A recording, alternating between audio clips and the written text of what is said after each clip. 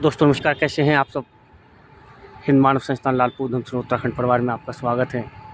कहते हैं दोस्तों, व्यक्ति को कर्म करते रहना चाहिए। यश और अपयश, धूप और छाँव, ये तो जीवन के अंग हैं। कभी धूप कभी छाँव, कभी यश कभी अपयश जीवन में मिलता ही रहता है। लेकिन दोस्तों, कर्म करते रहना चाहिए। कर्म अच्छे होंगे तो उसके परिणाम भी अच्छे होंगे। दोस्तों, यही जीवन है।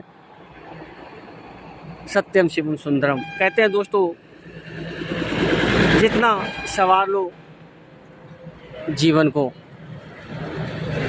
उतना ही हमारा भविष्य सुधरता है और भविष्य हमारे बच्चे हैं।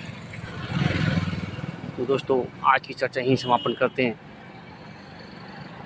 जय हिंद, जय भारत।